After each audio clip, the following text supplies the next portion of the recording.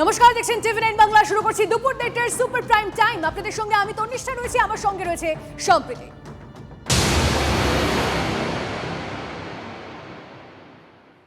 আজ শুরুতেই সম্প্রীতি যে খবরে আমাদের নজর রাখতে হচ্ছে এই মুহূর্তে, তৃণমূল আমলে সরকারি অনুষ্ঠান, সেই সরকারি অনুষ্ঠানে গান গাইতেও কাটমানি।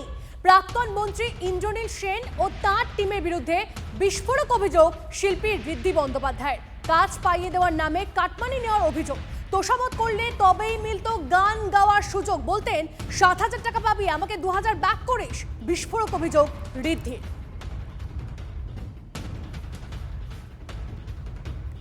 আর এই নিয়েই ডিটেলসে আলোচনা হবে আজ, কারণ আজকে নিউজ রুমে আমাদের সঙ্গে সরাসরি রয়েছেন ঋদ্ধি বন্দ্যোপাধ্যায় মন্ত্রীদের সঙ্গে। তনিষ্ঠা, সম্প্রীতি, তোমাদের দুজনকেই ধন্যবাদ। এই মুহূর্তে সত্যি কথা আমরা তো সকলেই জানি, দেখতে পাচ্ছি যে তৃণমূল কংগ্রেসের জামানা মানেই হচ্ছে দুর্নীতি ভুরি ভুরি। এবার কোন অভিযোগটা আমরা সামনে পেলাম যে সরকারি অনুষ্ঠানে গান গাওয়ার জন্যও নাকি কাটমানি নেওয়া হতো, এবং সেখানে নামকার আসছে প্রাক্তন মন্ত্রী ইন্দ্রনীল সেন এবং তার টিম। কিভাবে কাজ করতো এরা? কাটমানি চাইতো, কিভাবে কাটমানি হতো এবং কিভাবে ব্যাপারটা চলতো, এই চক্রটা কিভাবে চলতো, এই সমস্ত কিছু প্রশ্নগুলো যখন সামনে আসছে, সেই উত্তর পেতে ঋদ্ধি বন্দ্যোপাধ্যায়, গায়িকা ঋদ্ধি বন্দ্যোপাধ্যায়, যিনি এই অভিযোগগুলো করেছেন, তিনি আমাদের সঙ্গে এই মুহূর্তে নিউজ রুমে আমাদের অফিসে রয়েছেন। ঋদ্ধিদি, আপনাকে স্বাগত। ঋদ্ধিদি, এই যে অভিযোগগুলো আপনি করছেন, আসলে অভিযোগটা কি, মূলত কি হতো? দেখুন, 2021 থেকেই আমি কিন্তু এই ব্যাপার নিয়ে কথা বলে আসছি, কিন্তু তখন যেহেতু রুলিং পার্টি ছিল এবং আমার গলাটাকে চেপে দেওয়া হয়েছিল, আমি সরকারি কোনো কাজ পেতাম না, আমি সরকারি কোনো হল পেতাম না, কারণ আমি হ্যাঁতে হ্যাঁ মিলাইনি। ইভেন আমার কর্পোরেট শোগুলোও ক্যান্সেল করে দেওয়া হতো। তখন আমি কি করব, কারণ এটাই আমার কাজ। আমি গান এবং আমি দেশের বাইরে কাজ করতাম বলে কিন্তু আমি সারভাইভ করে গেছি, নাহলে কিন্তু আমার সারভাইভ করার কোনো প্রশ্নই ছিল না। এবং আমার মতো অনেক সিঙ্গার এভাবে সাফার করেছে। বর্ণালী চট্টোপাধ্যায়, যিনি সঞ্জয় লীলা বানসালির সাথে কাজ করেছেন, পণ্ডিত কুমার মুখোপাধ্যায়, পণ্ডিত বিপ্লব মণ্ডল, অ্যারেনা মুখার্জি, এরকম ভুরি ভুরি নাম। আমি যেদিন ছোট করে একটা বললাম যে এরকম আমরা এক ছাতের নিচে আসি, আমার কাছে 400 থেকে 450 মেসেজ শুধু এসছে কিভাবে তাদের সাথে অন্যায় করা হয়েছে, কিভাবে তাদের ব্যবহার করা হয়েছে। কারা করতেন, কারা ছিলেন এরা? মন্ত্রী যিনি ছিলেন, আমাদের গায়ক মন্ত্রী, তিনি এবং তার একটা নেক্সাস, এই যে অ্যাপস, আপনারা সাংবাদিক, আপনাদের কাছে সমস্ত কাগজপত্র থাকবে কারা গভর্নিং বডিতে ছিল, কারা কাজ করতো, তারাই করতো। কিন্তু সেটা আমাদের গায়ক মন্ত্রীর নির্দেশে, তার নিচে একজন তার গুটি ছিলেন, তার নিচে আরেকজন ছিলেন। এই যে ভাবে যে নেক্সাসটা চলতো, জেলাতে যখন বিভিন্ন কারা ছিলেন, নামটা কি আপনি বলবেন? নামগুলো তো আপনারা পেয়ে যাবেন। শিবাজি চট্টোপাধ্যায়, পরিমল ভট্টাচার্য, সৈকত মিত্র, কে ছিলেন না সিনিয়রিটির দিক থেকে। এবং জুনিয়র আর্টিস্টদের একটা লিস্ট ছিল যারা সঙ্গীত মেলাতে 6টা থেকে 7টা করে অনুষ্ঠান পেত, এবং সেই অনুষ্ঠানগুলো তাদের পাওয়ার যোগ্যতা আছে কিনা সেটা নিয়েও আমার প্রশ্ন আছে, আমার এবং আমার মতো অনেকের, কোট আনকোট।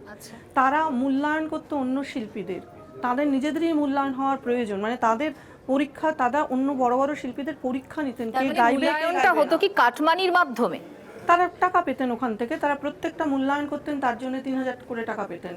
এবং মানে প্রত্যেকটা শিল্পীকে সেখানে পরীক্ষা দিতে হতো।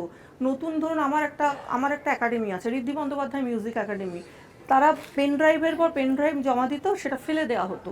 যেখানে আমার নামটা দেখা হতো, আমার ছাত্রছাত্রীরাও কাজ পেত না। শুধু আমার নয়, এরকম বহু শিল্পীর হয়েছে। আর আমি তো নিজের জন্য বলছি না, কারণ আমার আজকে কিছু পাওয়ারও নেই, কিছু হারানোরও নেই। আমি আমার জায়গা, আমার জীবন, একটা 12 বছর একটা শিল্পীর ওপর যদি ব্যান থাকে, তার সুযোগগুলো কেড়ে নেওয়া হয়, তাহলে আর তার কি? নিজে বলছেন যে 12 বছর এই ব্যানটা ছিল, এখন কেন বলছেন? এর আগে কেন আপনি সরব হননি? 2021 থেকে আমি বলেছি। 2011 থেকে তৃণমূল কংগ্রেস জামানা ছিল। 2011 থেকে বলতে সাহস পাইনি, কারণ আমি তখন রুলিং পার্টির নিচে থাকি এবং আমার পাড়া পুরো ভর্তি রুলিং পার্টি ভর্তি। যদিও সেখান থেকে আমি কোনো সমস্যার সম্মুখীন হইনি, আমার পাড়ায় যিনি কাউন্সিলর তিনি ভদ্র মানুষ। হ্যাঁ, কিন্তু আমি একজন মহিলা, আমি একা গলা রেস করে গেছি, আমার পাশে আমি কাউকেই তখন পাইনি। এবং প্রত্যেকটা ক্লিপিং কিন্তু আছে, অনলাইনে আছে। 24 ঘন্টায় আমি বসে বলেছি, কি অন্য কোনো চ্যানেলে বসে বলেছি, আছে। তখন আমার গলাটাকে চেপে দেওয়া হয়েছে। কি বলা হতো? যে এই যে কাটমানি ইস্যু, এই যে সঙ্গীত মেসেজ আসতো মোবাইলে? আমাকে এমনিতে ধরুন হোয়াটসঅ্যাপে অনেক থ্রেট কল এসছে। আচ্ছা, আমি আমার সন্তান আছে, আমি বেরোই, একটা মানুষ কি করবে তার পাশে কেউ না থাকলে? এবং তারা যখন রুলিং পার্টি, যেখানে আমাদের মন্ত্রী যিনি গায়ক তিনি এই জিনিসটা করছেন প্রত্যেকটা শিল্পীর সাথে, কারণ হ্যাঁতে হ্যাঁ না মেলালেই সেখানে এসে খারাপ হয়ে যাচ্ছে।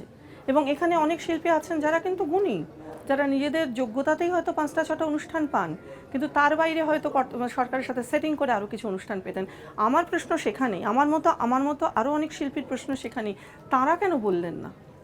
আজকে যে মানে কথাটা আমরা বলছি, আজকে আমরা নতুন সরকার এসছে, আমরা একজোট হয়ে সবাই বলার চেষ্টা করছি, আমরা সে হাস পাচ্ছি। এবং আপনি যে নামগুলো বলছেন আপনার সঙ্গে আছেন, তারাও কি সরব হয়েছেন? তারাও সরব হবে, আমাদের সামনেই প্রেস কনফারেন্স আছে, তারাও সরব হবে। আরও অনেক নতুন ছেলে মেয়ে সরব হয়েছে, তারা হবে। আর এগুলো তো লিস্ট মিলিয়েই দেখা যাবে কে কটা কাজ পেতো কটা পেতো না, এগুলো তো প্রিন্টেই আছে। এই যে জেলাতে যেসব উৎসবগুলো হতো সেখানে সমস্ত শুধু সরকারি আধিকারিকরাও এর সাথে যুক্ত ছিলেন। সেখানে যেভাবে যেভাবে টাকার নয়ছয় হয়েছে, সেই জন্যই বর্তমান সরকারকে যারা এসছেন নতুন, তাদের কাছে আমাদের আর্জি, আপনারা প্রত্যেকের ব্যাংক অ্যাকাউন্ট চেক করুন। যার যেসব শিল্পী তাদের মানে কৃপাধন্য, তাদের ব্যাংক অ্যাকাউন্ট চেক করুন। এর কথাটা, এর বেশি তো আমি কিছু বলতে পারবো না, কারণ আমি শিল্পী, আমার কাজ গান করা। শুধুমাত্র গায়িকা মানে আপনি শুধু বলছেন বা আপনার মতো যারা গায়ক গায়িকা রয়েছেন তারা শুধু অভিযোগ করছেন তেমনটা নয়। ইভেন্ট ম্যানেজার তোচন ঘোষ তিনিও অভিযোগ করছেন, আমাদের কাছে সেই বক্তব্যও রয়েছে, একটু শোনাই দর্শকদের। আমি আসবো আপনার কাছে। রবীন্দ্র সদরে একটা অনুষ্ঠান করব বলে আমি একটা চিঠি দিয়েছিলাম। সেই সময় পুরো রবীন্দ্র সদরটা কন্ট্রোল করতো ইন্দ্রনীল সেন, তখনকার গভর্নমেন্টের রাইট হ্যান্ড ছিল। এবং ও 3টে, 3:30, 4টের পরে বাইরে চেয়ার দিয়ে ওর লোকজন দিয়ে বসে থাকতো, কে গাইবে, কে ওখানে হল পাবে, সব জিনিসটাই ও করতো। বাইরের কেউ গাইতে পারতো না, ও ইন্দ্রনীল সেনের একটা গ্রুপ ছিল, সেই গ্রুপটা ছাড়া। শ্রীরাধা বন্দ্যোপাধ্যায়কে ফোন করেছিলাম, ওকে আমি বললাম যে তুমি এত ভালো গাও, তুমি কি করে ইন্দ্রনীল সেনের সুর আর আমাদের মাননীয়া এক্স চিফ মিনিস্টারের লেখা গান গাইলে কি করে? তখন ও আমায় বললো, তোষদা আপনি শ্রীরাধা বলবেন না, আপনি আমায় বোন বলে ডাকুন। আমি অনেক প্রেশারে ওই গান আমায় করতে হয়েছে। এরকম অনেক অভিযোগ অনেকের আছে এবং আস্তে আস্তে আপনারা জানতে পারবেন, বহু অভিযোগ জমা পড়বে। কেউ গান গাইতে পারেনি এদের এই অত্যাচারে, এবং বিশেষ করে ইন্দ্রনীল সেনের এই অত্যাচারে। যেসব গান টিভিতে বেজেছে এবং ও সুর করেছে আর মাননীয়ার লেখা গান, সেগুলো জোর করে করে চাপে পড়ে সবাই গেয়েছে। অর্গানাইজার তোচন ঘোষের বক্তব্য আপনাদেরকে শোনালাম, এবং কাঠগড়ায় সেই প্রাক্তন মন্ত্রী ইন্দ্রনীল সেন। রীতিদি, এই যে গোটা বিষয়টা অ্যাপসের কথা বললেন আপনি, এই অ্যাপসের মাধ্যমে আসলে কি কি জিনিস কন্ট্রোল হতো? এবং আমার আরেকটা জিনিস শুনতে শুনতে মনে হচ্ছিল যে ইন্দ্রনীল সেন এই কাজগুলো করতেন বা তার সঙ্গে একটা চক্র কাজ করতেন, কিন্তু এটা ওপর মহলে জানানোর চেষ্টা আপনারা কোনোদিন করেছিলেন? হ্যাঁ, আমরা জানানোর চেষ্টা করেছি, কিন্তু পৌঁছতে পারিনি। প্রথম দিকে যখন বলেছি তখন কিছু কেন কিছু, পৌঁছতে পারেননি? কারণ আমাদের আগের যিনি মুখ্যমন্ত্রী ছিলেন তার চারপাশে এমন একটা ঘেরাটোপ ছিল, যাদের যাদের বলেছি অনেকে উড়িয়ে দিয়েছে, অনেকে খিল্লি করেছে।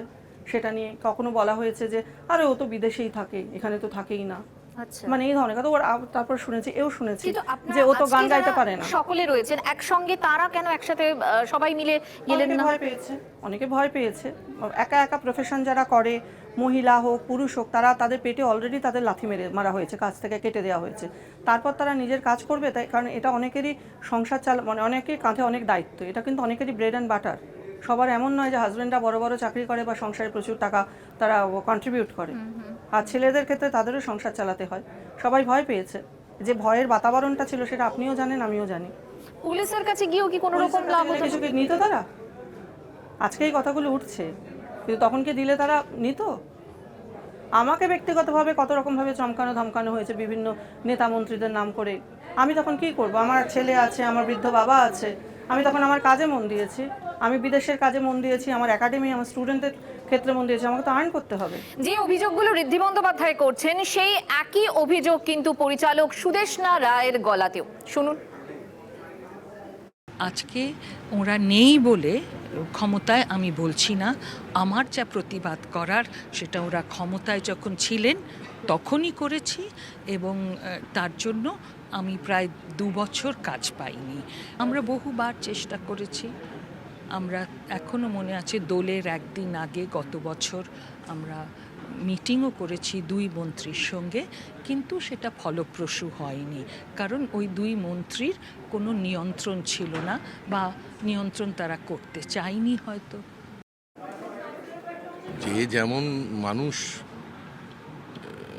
বা অন্য কিছু, সে তো সেরকম ব্যবহার করবেই। 500 বছরের শিল্প, যাত্রা শিল্প সাধারণ মানুষের সবচেয়ে সবচেয়ে বুকের কাছাকাছি শিল্প, সে নষ্ট হয়ে যাওয়ার ভাবা যায় না। মানে এমন এক সংস্কৃতির আমদানি হচ্ছে যে সংস্কৃতি আমাদের নয়। মাছ ওপর থেকে পচে, মাথা থেকে পচে। আপনি যদি পচতে না দেন তাহলে পচতে পারবে না। সুতরাং এটা পলিসি, কোনো ব্যক্তি তো আজ আছে কাল নেই, পলিসিটা। সুতরাং আমি ব্যক্তিকে নিয়ে কোনো কথা বলতে চাই না। রীতিদি, এটা দেখছি এটা তো শুধুমাত্র গানের জগৎ তেমনটা নয়, নাট্যক্ষেত্র একই রকম অবস্থা। নাট্যক্ষেত্রে, নাচের ক্ষেত্রে আমার মানে যারা ছোট ভাই, ধরুন আমি এক্ষুনি কথা বললাম অভিরূপ সেনগুপ্ত, সারা বিশ্বে কাজ করে। ও আর আমি গত বছর ব্রিটিশ পার্লামেন্ট থেকে অ্যাওয়ার্ড পেয়েছি ও নাচের জন্য, এবং আমি আমার পঞ্চকবির গানের আমি পায়োনিয়ার আর্টিস্ট হিসেবে। আমি ইন্ডিয়ান এম্বাসির এত কাজ করি, আমি আনন্দ পুরস্কারে গান গেয়েছি, আমি এনবিসির এত কাজ করি। আমার ক্ষেত্রে ইন্দ্রনীল সেন এবং তার কোম্পানি স্টিগমা করে দিয়েছিল গান গাইতে পারে না। নাচের ক্ষেত্রে কোনো সরকারি প্রোগ্রাম ওরা পেতো না। বিশেষ বিশেষ কোনো মন্ত্রী বা কাউন্সিলরের মেয়ে পেত, ছেলে পেত, বউ পেত। আমার কথা হচ্ছে তারা পাক। আপনারা এখন সবাই কি পাক। চাইছেন? আমরা এখন জায়গাটাকে পরিষ্কার চাইছি। আমরা চাইছি যোগ্যতার সঙ্গে যারা কাজ করছেন প্রত্যেকে কাজ পান, প্রত্যেকে। এবং আমাদের সরকারের কাছে এটাই দাবি যে প্রত্যেকে কাজ পান, এবং যারা আগে এই ব্যান্ড কালচারে নাম লিখিয়েছিলেন তারা অন্তত একটা শাস্তি পান। এই যে অভিযোগগুলো যার বিরুদ্ধে উঠছে, প্রাক্তন মন্ত্রী ইন্দ্রনীল সেনের বিরুদ্ধে, আমরা কথা বলেছিলাম ইন্দ্রনীল সেনের সঙ্গেও। তিনি কি বলছেন একবার শোনাই আপনাদের।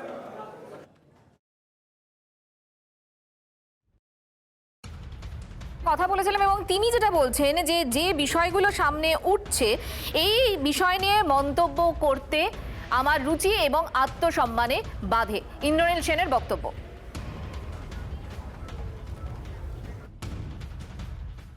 যে যে পদ্ধতিতে যে যে জাল বিস্তার করে, কে পছন্দের কে অপছন্দের, কে যোগ্য কারা অযোগ্য, কে আমার স্তাবক তার উপকার করব, যে আমার স্তাবক নয়, আমার অন্যায় দেখে ফেলছে, তাকে আমরা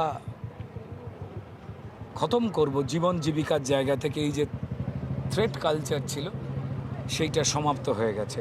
একসঙ্গে আমাদের ভালোর পক্ষে, আলোর পক্ষে লড়াই করার সময়, কাজ সাজাবার সময়। যাত্রা শিল্পী বলবে তারপরে আমরা জানবো তা তো নয়। 15 বছর ধরে তো আমরা জানি। আজকে তৃণমূলের ভিত্তিটাই হচ্ছে কাটমানি, আর সম্পদ হচ্ছে দুর্নীতিগ্রস্ত দুষ্কৃতিবাজ লোকরা, তারা সম্পদ ছিল। যে কারণে আজকে আপনারা দেখছেন যে সেই যারা সম্পদ ছিল, মমতা ব্যানার্জি, অভিষেক ব্যানার্জি, যার মাথায় আশীর্বাদ দেন গাড়ি থেকে হাত বের করে অভিষেক ব্যানার্জি, যার ডান দিকে বাঁ দিকে এইসব ক্রিমিনালস যারা মানুষকে ভয় দেখিয়ে অত্যাচার করেছিল 15টা বছর, আজকে তাদেরকে আমাদের মাননীয় মুখ্যমন্ত্রী শিক্ষা দেবার জন্য হাফ প্যান্ট পরিয়ে, মাথাটাকে শেভ করিয়ে তাদেরকে প্যারেড করানো হচ্ছে। যারা যারা লাইনে রয়েছেন তারাও সতর্ক হয়ে যান, যারা করে এসছেন না এই অত্যাচার, আর যারা ভাবছেন করবেন তাদেরকেও বলে রাখছি যে এই জন্মেই কিন্তু হিসেব নিকেশটা হবে। রীতিদি, আপনার অভিযোগ আপনারা শুনলাম, এই মুহূর্তে আপনার বক্তব্য। আসলে আমার মানে প্রাক্তন মন্ত্রী ইন্দ্রনীল সেন যে বলেছেন রুচি এবং আত্মসম্মানে বাধে, এটা শুনে বেশ ভালো লাগলো শুনে যে অন্তত রুচিবোধ বা আত্মসম্মান বলেছেন না আত্মসম্মান বলেছেন সেটা আগে দেখে নিন। হ্যাঁ, কারণ এটা হচ্ছে আত্মসম্মান যে আছে তার, এবং তাদের যে রুচিবোধ আছে তার নেক্সাসের, এটা শুনে ভালো লাগলো, কারণ বলার মতো কিছু নেই। আজকে সবাই কিন্তু মুখ খুলছে। বেশ, এই মুহূর্তে সবাই মুখ খুলছেন এবং যারা যে অভিযোগ করছেন, ঋদ্ধি বন্দ্যোপাধ্যায় যে অভিযোগ করছেন, সেই অভিযোগ শুধুমাত্র আমরা TV9 বাংলা দর্শকদের সামনে তুলে ধরছি। এবং এই যে অভিযোগগুলো এবং যে কথাটা বলছেন যে এই মুহূর্তে যাতে এই নেক্সাস বা এই সিন্ডিকেট একেবারে পরিষ্কার হয়ে যায়, অন্তত এই জায়গাগুলো থেকে প্রশাসন যাতে সেই ব্যবস্থাটা নেয়, সেই কাজটাই কিন্তু আমরা করছি। অনেক ধন্যবাদ দিদি আপনাকে এখানে আসার জন্য।